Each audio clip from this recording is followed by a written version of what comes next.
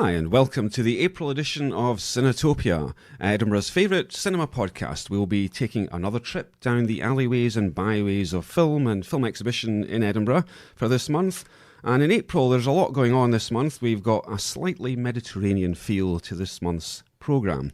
We'll be reviewing Loro and Happy as Lazzaro, which are currently out in cinemas across the city.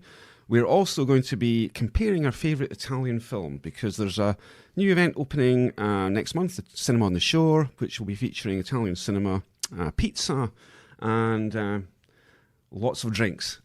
I think April Sits, or whatever it is. Yeah, some kind of cocktail.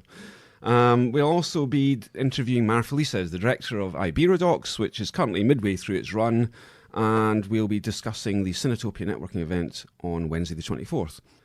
And we'll also be reviewing Vox Lux, as well as discussing some of the other events happening this month.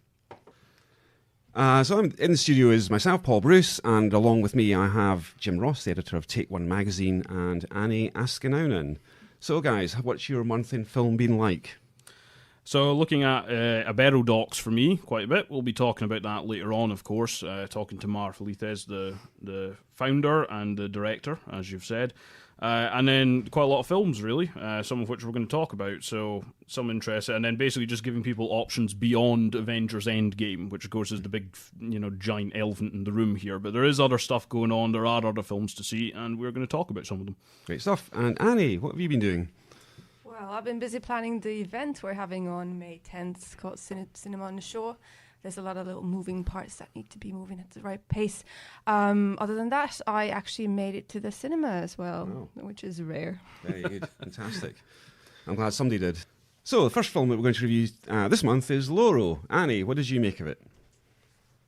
Right, so Loro, to tell you a bit about it, is a new film by Paolo Sorrentino, known best perhaps right now from the HBO series The Young Pope. And also the newer season, The New Pope, that's been on my Twitter feed because there was some topless pictures of Jude Law resurfacing. I don't know why. He's rather old. But for some reason, people seem to be having like infatuation with these religious leader characters. Have you watched Fleabag? With Andrew Scott getting all the attention. I haven't got up to that section of it, but I'm well aware of the hot priest phenomenon. There we go. Anyway, so Loro is a fictional biopic of Silvio Berlusconi that covers about the years between 2006 and 2009. Berlusconi is, of course, played by Paolo Sorrentino's favorite actor, Tony Servillo. I pronounce it like she's Spanish. Yeah, known, for example, from Sorrentino's previous film. And my personal favorite that I'll be talking about a bit more about later, La Grande Bellezza, The Great Beauty. Now, in Italy, which I found interesting, Loro is actually two films. So it's Loro 1 and Loro 2. In UK market, we have a cut version, which is about 3 hours long or something similar to that. But two and a half, something like that. But the actual original piece is, I think, 4 hours. So there's about an hour missing on the version that we have. It still retains that kind of two-part story structure, although from what I've read, it's slightly different. Like it's organized differently in the original film. So things that are happening like towards the end of the film in the UK cut are actually like already on the first film and stuff like that. And it's not divided in acts, it kind of naturally flows into the first part to the second one. The first part, we are introduced to Sergio, who is a businessman and a questionable talent scout. He's effectively managing a group of escorts whom he is using to bribe local politicians and decision makers. And he has this growing hunger for power, and he gets like a revelation that the person he needs to befriend is Silvio Berlusconi, who is at the time the Italian Prime Minister. And he is, of course, notoriously known for his corruption and for the sleazy antics he has towards young women. Now, the second part of the film then focuses, or I would even say like the 2/3 of the film focuses on Berlusconi's story, which is built around his failing marriage and also his disgust in being in the opposition in the local Italian politics. So he's trying to get back into power and also to win back the estranged wife's heart. And the character I found was a bit more sympathetic than I would have imagined of a satire of Berlusconi. I think it's part with the actor being quite lovable, but it's still very funny. It's still making fun of him, but it does make him a bit more human character than I would imagine if this would be made of Trump or something like that. I think I agree with that. The way it characterises Berlusconi. I'll speak about the Berlusconi character first, just because you've mentioned it there. I think it's interesting the way it characterises Berlusconi. I think you're right in the sense that there is a hint of sympathy there, but I think it's actually I think it's been quite clever about it in that, you know, Berlusconi is seen as this kind of like larger than life character in the media. You know, these ridiculous antics and, you know, you couldn't make it up type stuff going on in and around his life. But I think what's very clever and quite skewering about this film is he's really made out to be, underneath it all, a pathetic old man. And there's quite a lot of scenes and utterances by other characters that speak to that, and I think that's what the fictional, you know, because obviously it's very heavily fictionalized, even if it is taking bits from reality, and I think that's something it did with Berlusconi, which is really, really interesting. The script kind of captures this way with words the man has, because, you know, love him or loathe him, the man knows how to tell a joke. It might be a horrendously offensive racist joke, but he's got an understanding of comic timing, and it kind of captures that. Well. yeah, right. So I think what it does with his character is very interesting, and overall I really like the film. A lot of visual metaphor woven in there, which I think you'd probably expect out of Sorrentino. I think anybody who's seen Paolo Sorrentino's work will kind of recognise this, you know, very much as a film that comes from him. The only criticism I do have with it is a little bit the structure. I didn't feel it flowed from one part to the other. So it flows from this sort of this basically small-time, petty, you know, white-collar crook, basically.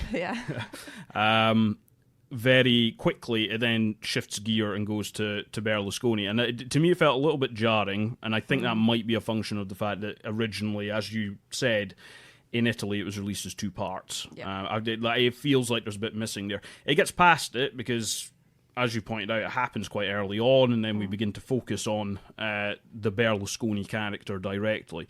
So I think it gets past it, but it is a little bit of an adjustment at the start. I was wondering what you thought about in terms of how it painted that character. Because obviously we've spoken about the structure, I've said a little bit there, but what did you feel it was trying to maybe say about Berlusconi? So, like I said, it portrays like a softer version of him that I would expect, but it's also made into this like a caricature. So with all the makeup and all the smiling he does, that is very, you know, very much of him. It's obviously there to make us laugh and ridicule him. But it is also, I think, like you said as well, it's acknowledging that he's not a stupid man. Like he's cunning, and he definitely knows how to call people. So it's acknowledging those traits that actually got him into power. But what I found interesting is he's been kind of projected against a younger generation. And the young people in the film are, I think, continuously kind of rejecting him and kind of noticing what he does and then just not falling for his tricks. And that's something that's saying a lot about the Italian situation at the moment and the situation in the world that it is, that young people are just understanding the world a bit differently than the older crowd. And for example, with like all this economic stuff and the climate change and things like that, it's actually like the younger generation that's taken steps forward into making change. And then I think that's what Sorrentino is also trying to say, or saying in the film, is that there's this middle age group that's still kind of sucking up to him, but that's not going to take you anywhere.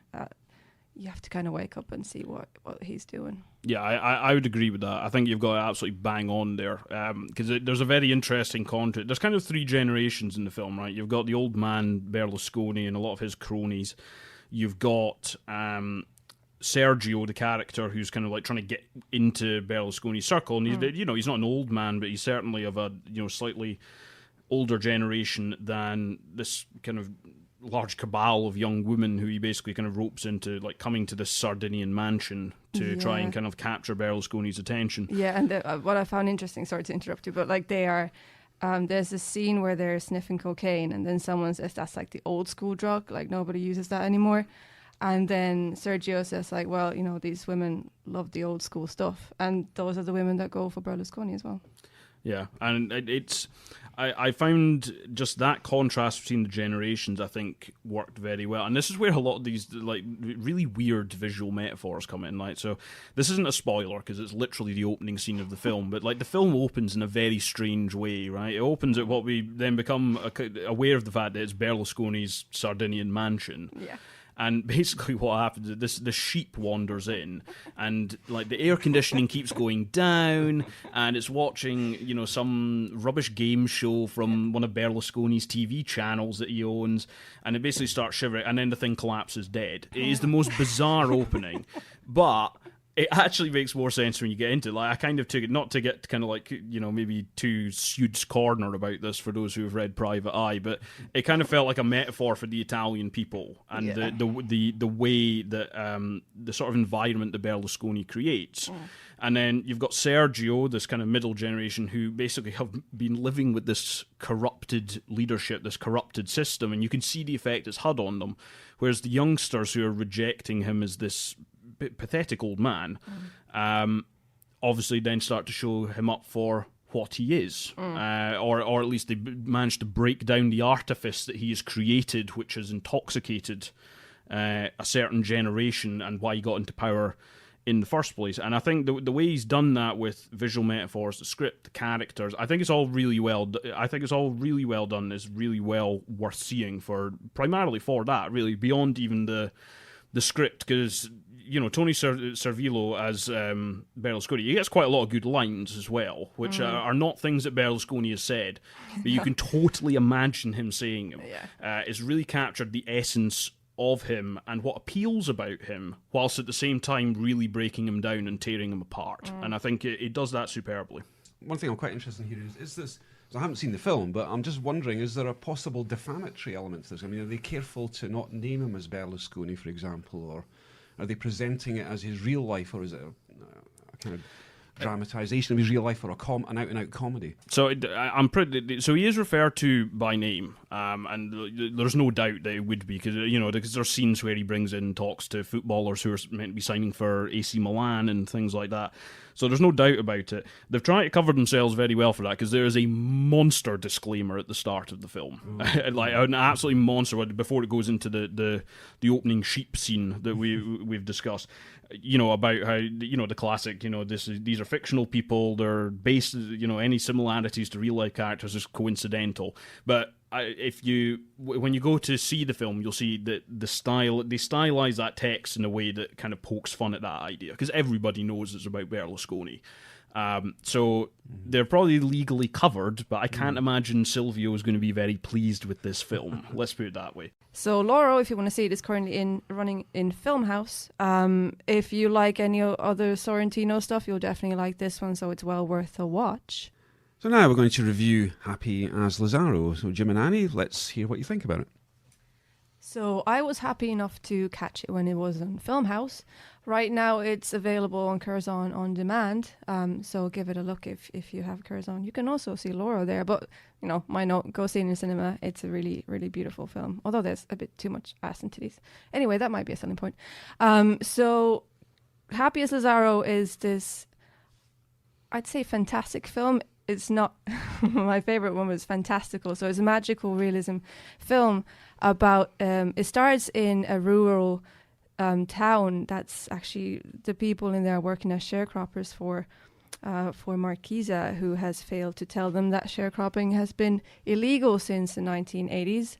But since the village is very much secluded from the rest of the world, things like this can happen. I think it's actually based on a real story, a newspaper article as well.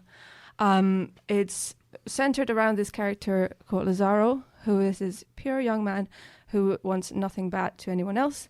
And it's kind of his story, but in middle of the film, the villagers find out that what they're actually doing is not okay, and police moves them onto the city in Italy.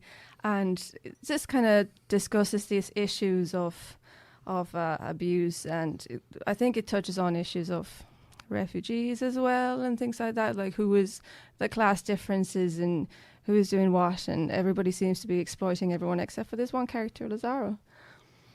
So yeah, I haven't seen this film, much to my frustration, because basically I heard first about it at the Cambridge Film Festival towards the end of last year, and it's been bouncing around the festival circuit a little bit. I think I might have mentioned it on the show we did before the Glasgow Film Festival, and I am yet to come across anybody who does not like this film. So I think it's definitely worth checking out. I suppose one thing I'd be interested to know is how the filmmaking style blends with the actual story, because as I understand it's shot on Super 16. Super 16, yeah. It is, yeah. And you notice that very early on. They don't hide that. There's a bit of grain and like scratches and stuff like that, and a bit of hairs on screen. But because the moment you start watching it, you're thinking you're watching, especially if you don't listen to me talking about it or watch any trailers, it looks like you're watching a film that tells a story from the early 1900s or something like that. So it does play into the aesthetics, and then when you go onto the cityscape, I think just adds to it as well. It's just like, all right, it is trying to say it introduces a different sort of level of interpretation. I really liked it. It was it's not like sharp and neat as all the new films are nowadays, but it really, really fit the storyline and what it was trying to say. Yeah, it sounds like it's worth checking out. Like you're not the first person to mention this idea of it balancing, some of these topical elements with that kind of magical realism you spoke about.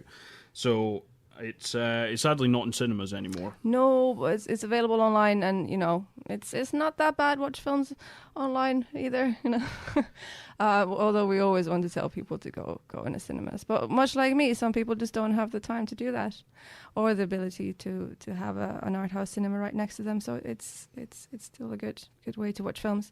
But yeah, it's a magical film, and go into it with open mind, because the ending might confuse you. It's not like a very straightforward film, but that's just what makes it a bit better. Yeah, well, I would say people should definitely check it out. I will be. I will finally get round to it. It's been a hit at a lot of festivals, and it certainly sounds like one of these films that's that well regarded. It may well pop up at cinema again quite soon, but it's on Curzon as we broadcast, so go check out. And also, Curzon, if you're listening, we are ready to take a sponsorship deal.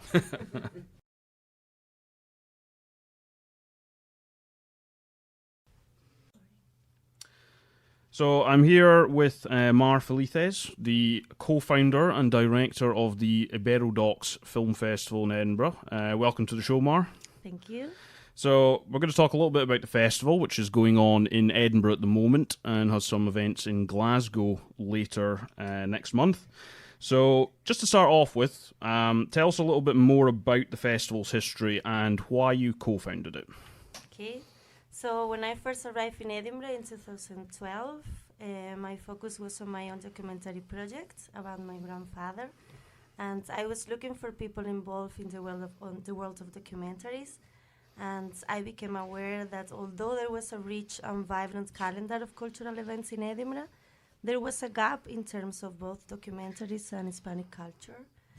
One of the people that I met was Monge, José Ramón Rivas, who was working at the International Film Festival, where we met, and we joined forces and shaped IberoDocs together. Him taking care of the logistic part of the festival and me taking care of the artistic side. Great. And one thing I wanted to ask you about was the film festival scene in Edinburgh. It's very crowded. There's a lot of film festivals. And what I was wondering, because I've asked this of other festival directors, does that make it easier because there's an energized audience that is very familiar with events like it?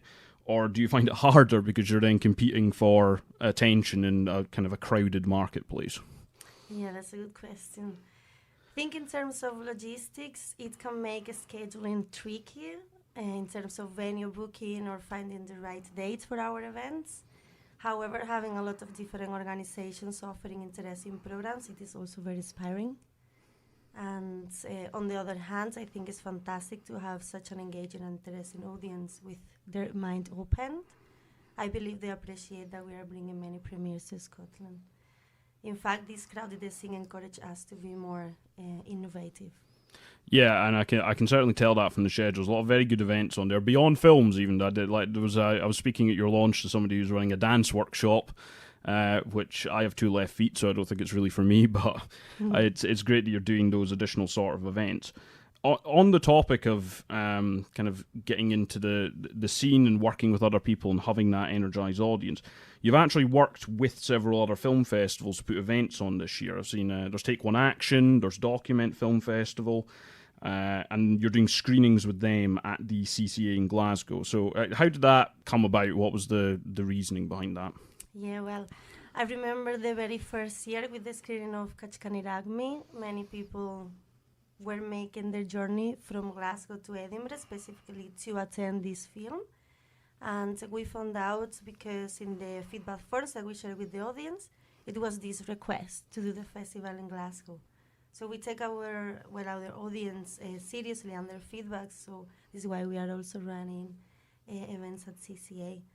And in terms of collaborations with other film festivals, well, I think why to compete when you can collaborate, right? Exactly. Yes, as you said, so there are many festivals that I really admire, like Take One Action and Document in Glasgow, so I think we are very lucky that we are collaborating with them this year. And also with great institutions like Edinburgh College of Art, Scottish Documentary Institute, that they were supporting us from the very beginning.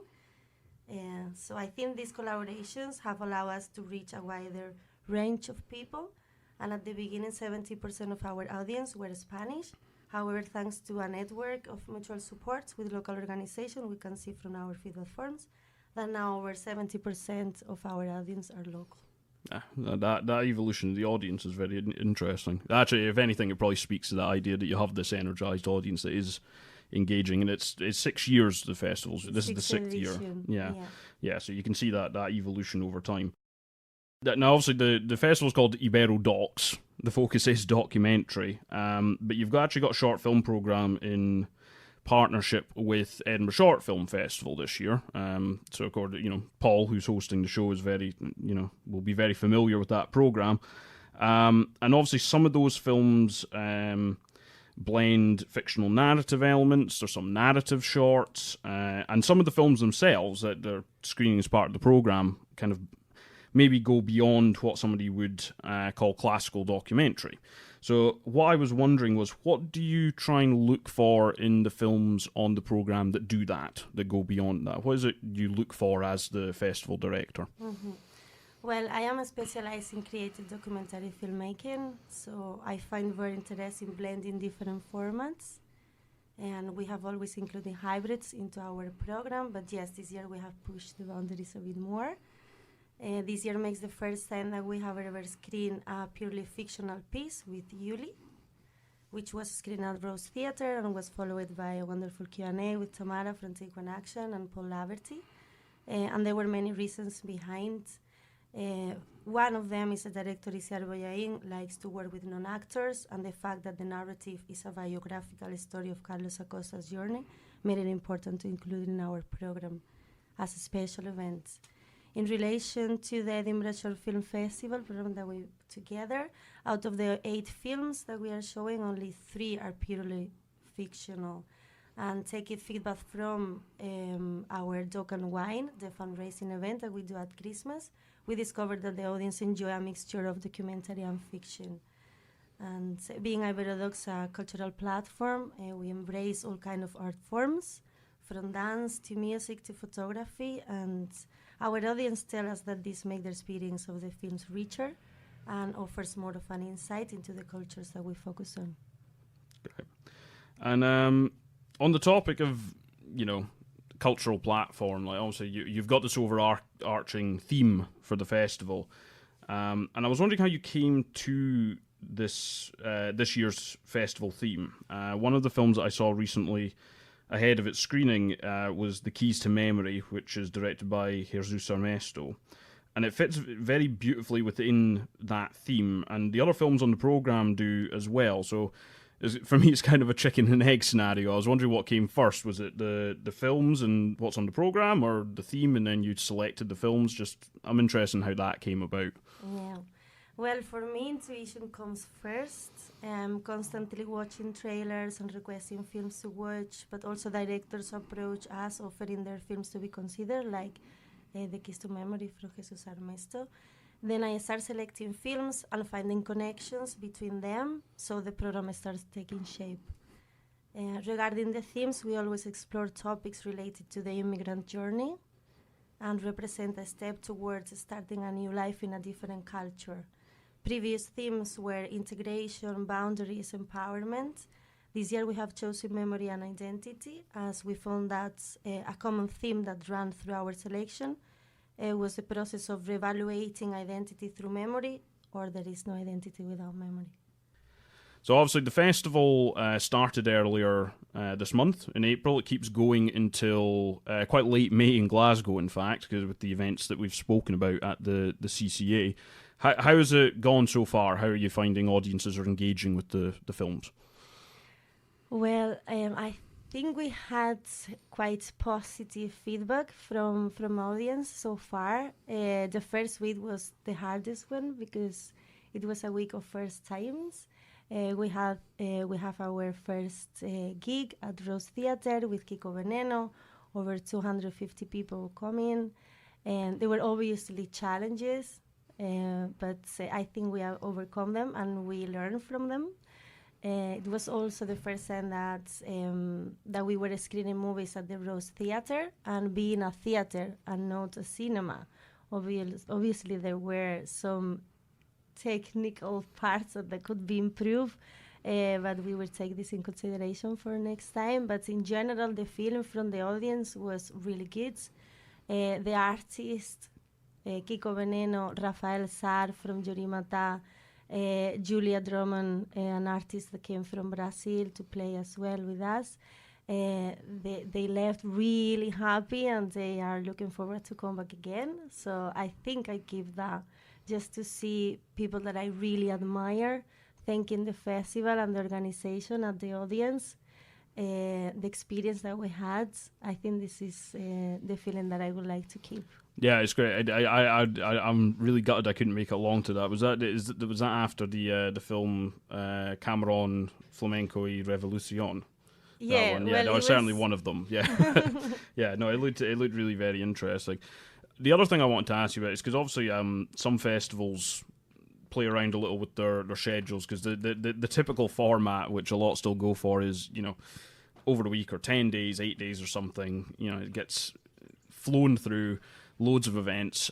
Some festivals have mixed that up a bit, and I've noticed Ibero Docs is one of them. You've got events kind of mainly on weekends, some midweek, but it's kind of spread out. What drove that decision? Because again, I've asked other festival directors, and they all have their own reasons. So why have you chosen to go that route? Yeah. Well, last year we ran 21 events in 4 days. So wow. That makes first the team to be exhausted. Also, you don't have time to spend with the directors.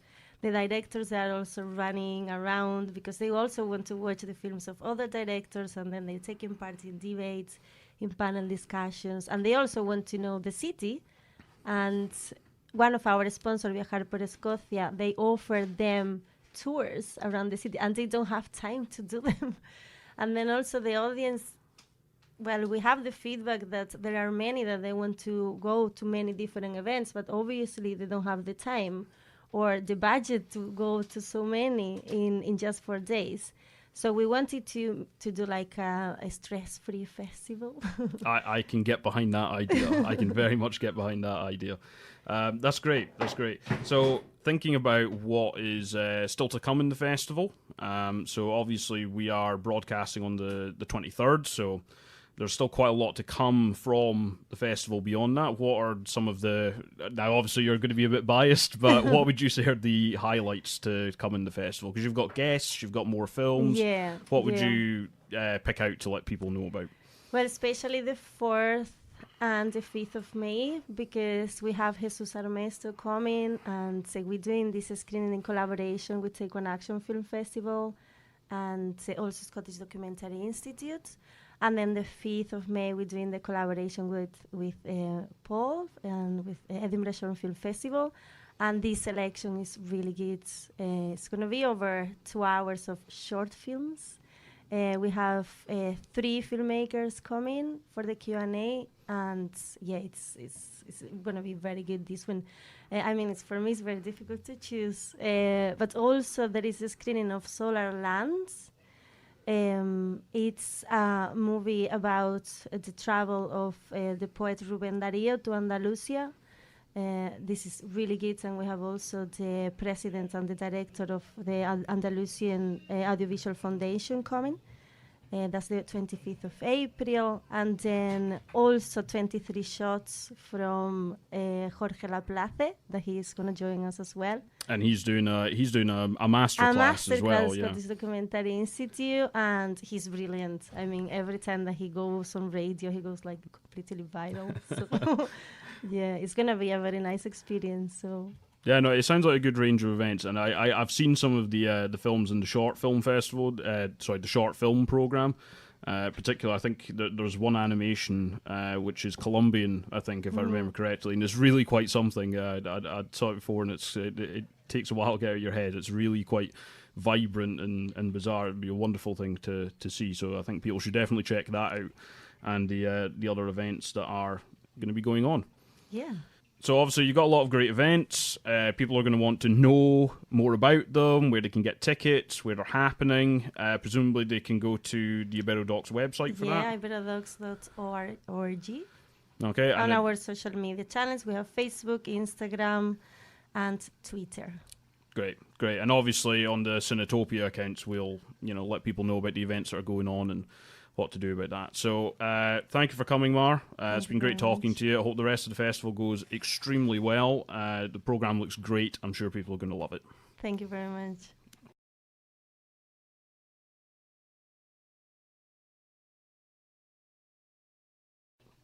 So following that, we're going to review the film Vox Lux, which is currently in cinemas around the city.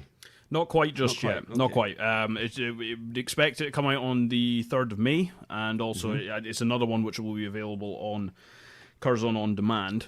So it's directed by Brady Corbet, who people would probably recognise from a couple of Michael Haneke and Lars von Trier films. Another actor turned director, which we spoke about in the last show. So he's got one feature film before, The Childhood of a Leader, and this is his new one, which is based upon nothing. It seems to be an original story, and it follows basically a young pop star. So we open with a tragic event, let's say. I don't want to necessarily spoil precisely what it is, but off the back of this young woman, Celeste, is kind of catapulted to national fame. So she finds herself in the world of music production and becoming a sort of a child pop star at quite a young age. It then basically focuses on the latter section of her life, and by latter I mean just that it is later. She's still in her early 30s at this point, at which point she's played by Natalie Portman. And basically it's just kind of looking at the effect of the opening tragedy on her and how it's affected her life, and basically following her interactions with her family. So right from the start, she's very close with her sister, and she is a character throughout as well. Her manager that she gets off the back of starting that career, which is played by Jude Law. And then there's also her daughter in the second part of the film. So it's split into these 2 acts. It calls Genesis and Regenesis. And that basically is the framing device for that particular story.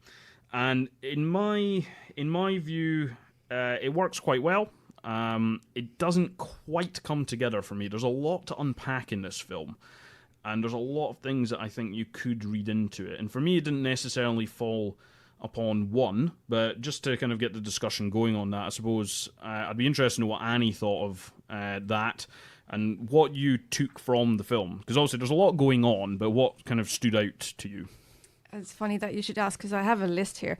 So I made a few notes while I was watching the film. Let's start from the very beginning. Hate the credits at the beginning, it says. Also, consequently, hate the credits in the end.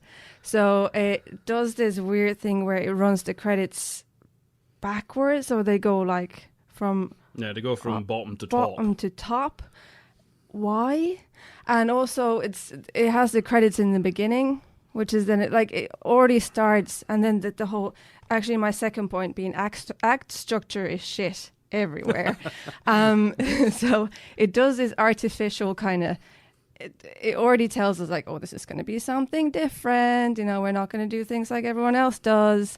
And fine, act structure, all right. But when you call it Genesis or Regenesis, like, you lose me at that point. Sorry. In everywhere, there's not just this film, but when you do something like that, it feels a bit stupid. So you'd recommend people structure their films that way? Yeah, just let it flow, naturally. Anyway, third point, I don't like the songs. So I know in the beginning when she's in her early parts of her career, of course the songs are not great. They're like heavily auto-tuned, and they're intentionally crappy. But then also I was like, okay, it's going to get better than this. No, it doesn't. So in the end, even when there's this massive concert scenes where the film ends, the songs are still really bad. Then on more points that I have, unless you want to say something in between, the kid actor doubling is a weird choice. So this again is a bit of a spoiler, but the same actor who plays her as the young girl who's getting into the music industry is also playing then Celeste's daughter. And okay, a nice gimmick, but the character is exactly the same. There's not enough change, I feel, for it to be reasonable. It's just the same character over and over again. I would argue, so a lot of the points you've made there, I totally agree with. I have more, so... Yeah, I don't doubt, as we said, there's a lot to unpack here. I think to pick up on a couple that you mentioned there, the credits thing I think is an interesting one, right? Because basically it has a pretty cold open, effectively, into this event, and then as we're looking at the aftermath of it, which I actually find it quite frustrating, because the actual filmmaking, the shot making of the aftermath of that event, I actually thought it was really good. Yeah. And the score, so not the written music, not the songs. The score I also think is very good, and that, like, it was working together really well there. But then you have the part of the credits play over that segment, and it seems like it's trying to set it up for, as you said, we're going to do this a little bit differently, we're building up to something where we want your full attention, so we're getting this out of the way now. It doesn't really do that, so that it kind of promises something, then doesn't pay off on it. The second, but the only thing I would disagree, the idea of the young actor playing both young Celeste and Celeste's daughter, It kind of worked for me in what I think it was trying to get across. I don't think it worked within the film as a whole, because in the opening act, Celeste is this very kind of wide-eyed, enthusiastic, really quite put together young woman who is trying to seize this opportunity that has come her way. You then fast forward a full 16 years, and the film makes a big deal about 9/11, September 11th being the point at which we then break and cut. So it's kind of the loss of innocence of the character in addition to the nation. And it fast forwards 16 years. So I think the fact that the daughter was quite similar to the young Celeste, I think it worked in being able to directly contrast the two. All right, yeah. So in that respect, I think it worked. I think what doesn't work is it's not really getting across what I think it wants its message to be. It's another one of these films where I feel like it wants to say so many things. It wants to talk about America and its response to tragedy. It wants to talk about what tragedy comes about from. It wants to talk about the impact of fame on young people. It wants to talk about how people consume it and what they do with consuming artwork and all these things. And I just don't feel it really landed the bullseye on any of them. Not at all. Not to me either, no.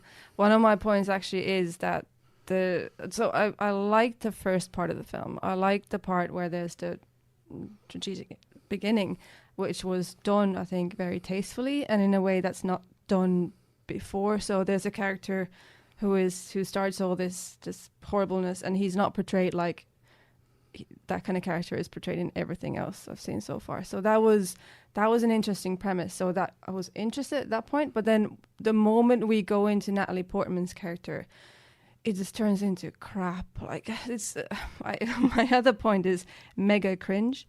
So there's the dialogue that I found. The first dialogue between Natalie Portman and the daughter is absolutely horrible. So it tries to say all these things, like you said. It tries to tap into all these issues, but then the way it's portrayed is just ridiculously stereotypical. So there's all this glitter and gloss, and it's saying people, once you go into fame young, you start using drugs, and then you have to drink wine all the time, and you have to be drunk, and you lose your personality, and you become this like spoiled brat.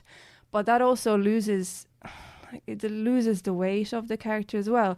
I think some people are saying this is Natalie Portman's best acting job, and I think it's definitely the worst one.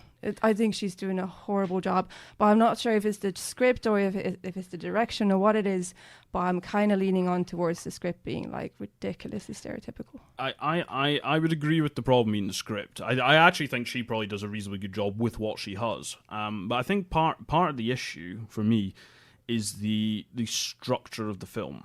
So there's all sorts of, as I've discussed. I mean, and I only just watched this film last night before we spoke about it, and I kind of wish I'd watched it a lot sooner, right? Because there is quite a lot to parse here, but there are a lot of strands to it.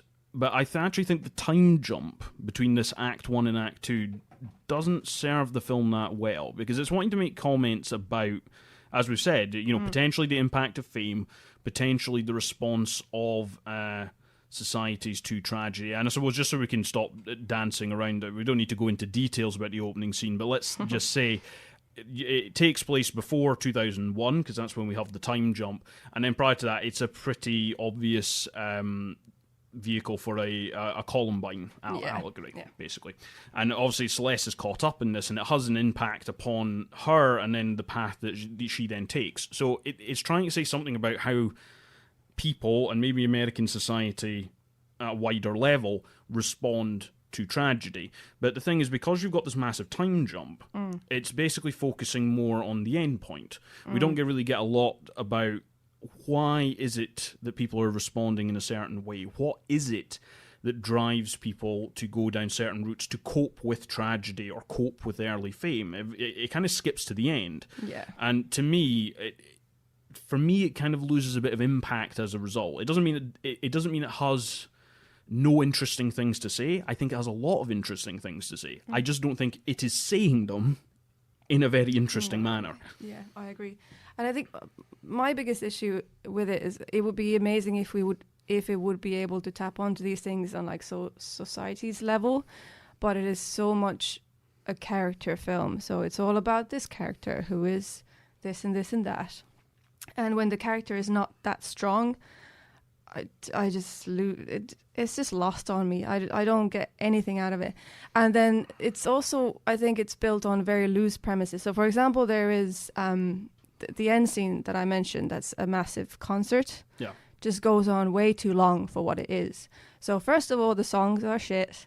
Secondly, if it's supposed to be this like a big stage show, the stage is just a flat stage. It's like if you do something like this, bring in like a Beyonce's Pyramid from like Coachella 2018 kind of shit, not just a flat stage with nothing on it.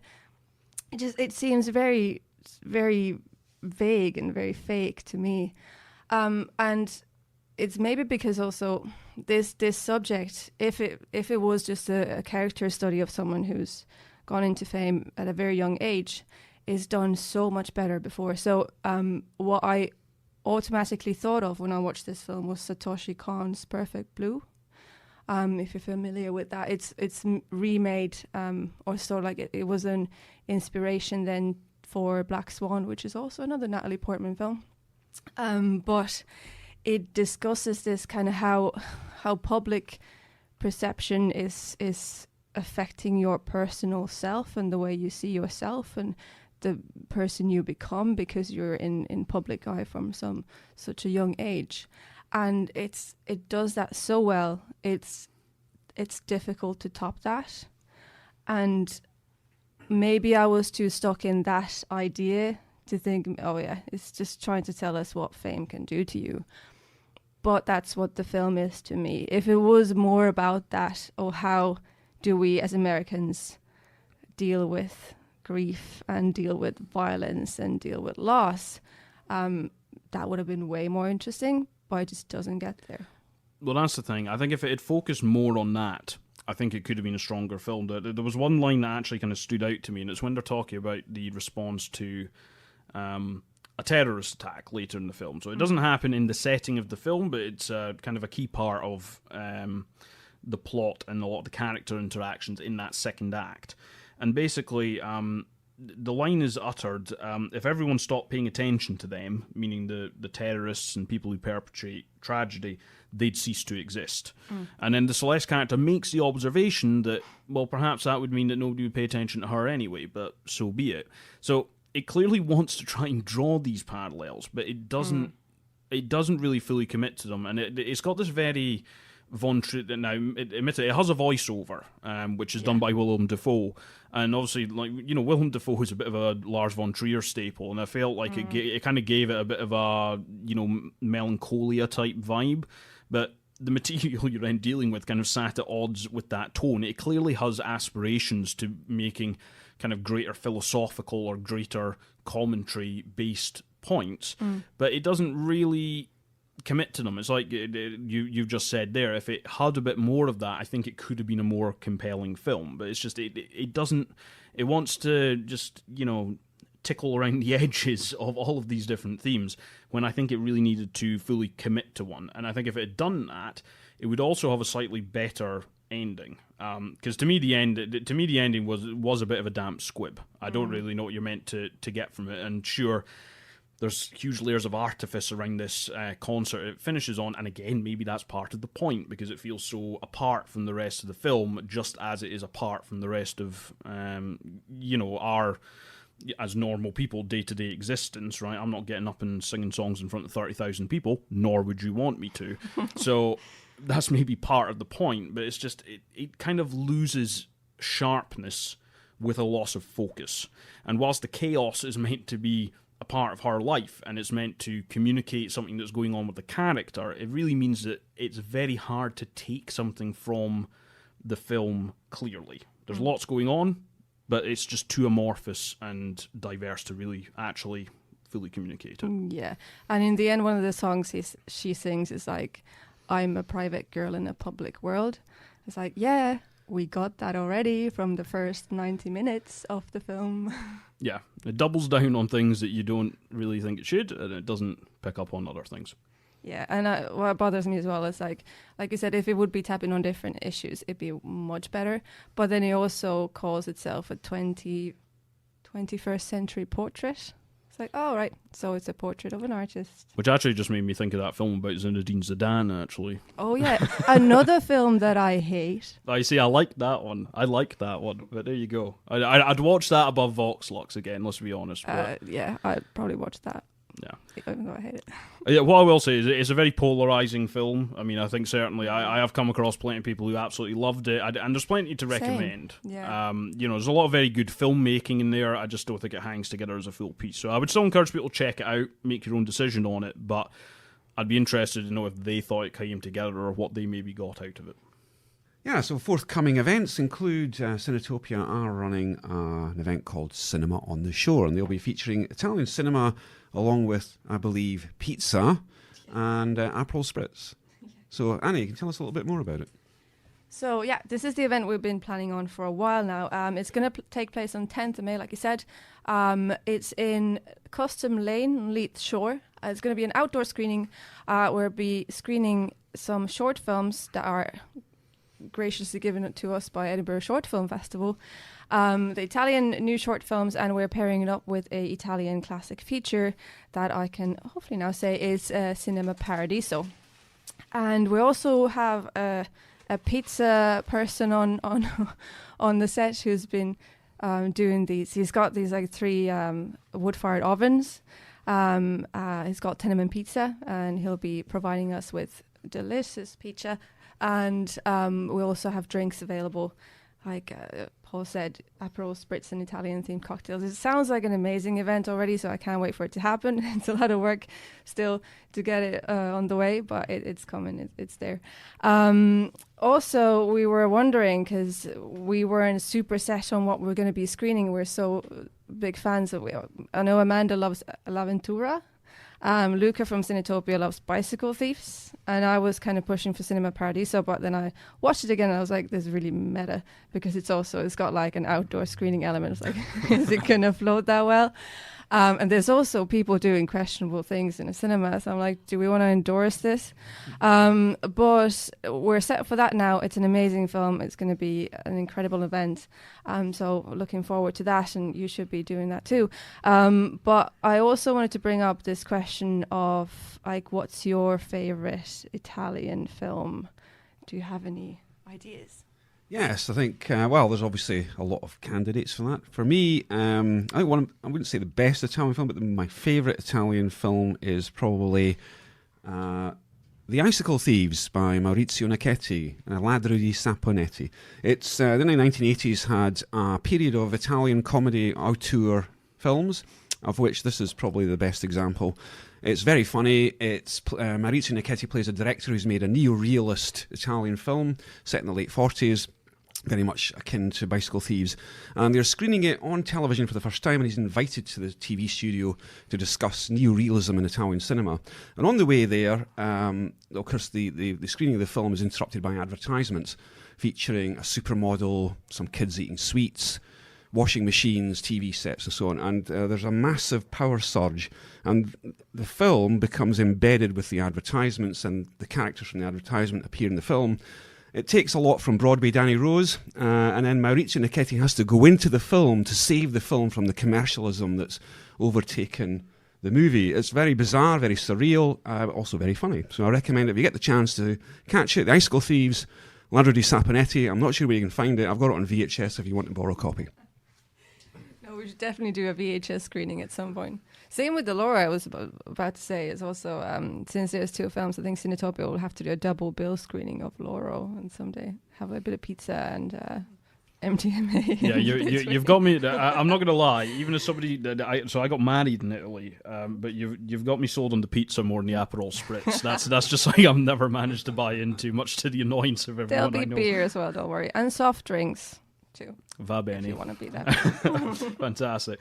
The favourite Italian films thing, or favourite Italian director, is an interesting one, because I'm one of these annoying gits who really struggles to give answers to this, because when somebody asks me what's your favourite film or what's your favourite X type of film, it starts sending me out into cold sweats in the panic. Yeah, no, I'm sorry. Yeah. There's so many directors that, like, I mean, basically a lot of stuff by Fellini. I think 8.5 is fantastic, but it's also, I think, the impact the Italian directors have had on cinema is quite something. Like, I mean, are we technically allowing Sergio Leone in here? Oh yeah. Oh yeah, that was one of the films I was suggesting, but it's not as Italian as you. Yeah, well, exactly. It doesn't. It's not necessarily. I mean, certainly the settings they're not Italian, but it was very much driven by his style and kind of his manner of storytelling. So in that manner, like Sergio Leone, I thought was fantastic. What I am going to do though is I'm going to go outside the box a little bit and do that annoying thing that film critics do where they try and find something obscure that everybody hates. So a few years ago, the Cambridge Film Festival did a screening of a strand of films by Francesco Rosi. And I saw a couple of his films. I have to confess, not a filmmaker I knew before that strand. I think he's still kind of like, he's known obviously, but quite low down the list behind your Fellinis, your Leones, and all these characters. And I saw 2 films, one called Illustrious Corpses and another one called Hands Over the City. And they were really, really wonderful films. And the majority of his career seemed to be through the 60s and the 70s. So if you're looking for something beyond those names, once you've kind of got familiar with Italian cinema, if you go check out his, they're really, really wonderful films, and they like focus, those two in particular, they kind of focus on government level corruption, so they'd probably make quite a local government level corruption, so they'd actually probably make quite a good double bill with the likes of Loro, kind of like the, then and now and what has changed really. So I would certainly include that. Sergio Leone, I think, just for the influence he's had as much as anything else. So yeah, and I will definitely be checking out the film that Paul has described. Yes, absolutely. Yeah, same. That sounds very good. Mine is just boring, so I'm not going to talk too much about it. I just really, really love The Great Beauty from Sorrentino. That's why I've seen Loro twice now. I give him that. But also, I'm a bit worried in the way that he might do a Wes Anderson. So he's got this very strong style to him, and I used to love Wes Anderson, but then he became too Wes Anderson for me, and I'm afraid Sorrentino might do the same. But luckily, like the new Pope the young Pope is a bit different. But The Great Beauty is one of my favorite films of all time. I'd say even goes to top 10. So it is a wonderful film. It is brilliant. But other than that, yeah, I think the Sergio Leone films are also. I'd kind of say the Italian films, because it's a whole kind of genre of spaghetti western. Yeah, it's the whole spaghetti western thing around the glass one. But and then the Morricone scores and stuff like that. It's a common. Yeah. So yeah, I mean, come along to the event. Tell us we're wrong. Tell us we're right. Argue with us about it. A special mention for Amarcord by Fellini. Oh, absolutely. Yeah. Okay, so, the networking event is also coming up very soon. Cinetopia are holding their next networking event on Wednesday the 24th at Brewdog, the Brewdog on Festival Square. And that starts at 7 o'clock, so make sure you're there for that. Lots of interesting people. And, we'll be looking forward to it. And also, Ibero Docs is still on, running until the middle of May. And we're looking forward to that. The closing party is on the 19th, I think, so you'll probably see some of us there. Good luck to Mar and the team with the rest of the run. And so, I think that's it for this month. Thanks for listening. We'll be back again as usual. Hopefully Amanda will be feeling a little bit better. Wish her all the best. We'll see you next month. Thanks for tuning in. Cinetopia was produced and recorded by Paul Bruce of the Edinburgh Short Film Festival, Jim Ross, the editor of Take One magazine. And I'm subbing in here because apparently I can get Anni Asikainen's name a little bit better than Paul. Oh, thank you. And, of course, Amanda Rogers, who is here in spirit, if not in body. Thanks for tuning in. We'll be back next month.